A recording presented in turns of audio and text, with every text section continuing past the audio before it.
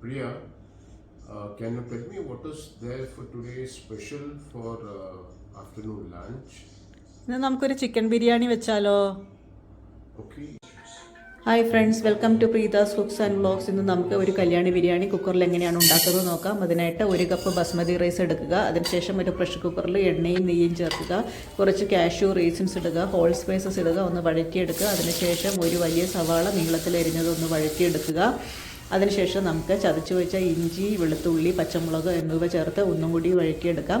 അതിനുശേഷം നമുക്ക് biryani masala, pepper powder, മഞ്ഞൾപ്പൊടി എന്നിവ ചേർക്കുക. പിന്നെ 2 തക്കാളി ചേർത്ത് ഉപ്പും ഇട്ട് വഴറ്റിയെടുക്കുക നന്നായിട്ട്. പിന്നെ 1 ടേബിൾ സ്പൂൺ തൈര് ചേർക്കുക. അത് നന്നായിട്ട് നമുക്ക് സോട്ട് ചെയ്തെടുക്കാം. അതിനുശേഷം ഒരു 100 ഗ്രാംസ് ചിക്കൻ ബ്രസ്റ്റ് എടുക്കുക. അത് നിങ്ങളുടെ ആവശ്യത്തിനനുസരിച്ച് കൂട്ടുകയും കുറയ്ക്കുകയും ചെയ്യാം. പിന്നെ കുറച്ച് ചൂടുവെള്ളം നടുക്കൊഴിച്ച് കൊടുക്കുക. അത് ചിക്കൻ അടിയിൽ പിടിക്കാണ്ടിരിക്കാനാണ്. ഒരു വിസിൽ വരുന്നത് വരെ നമുക്ക് ചിക്കൻ വേവിച്ചെടുക്കാം. അതിനുശേഷം ഇളക്കി കൊടുത്തിട്ട് പുതിനയില, കൊറിയാണ്ടർ ലീവ്സ്, മല്ലിയില എന്നിവ ചേർക്കുക.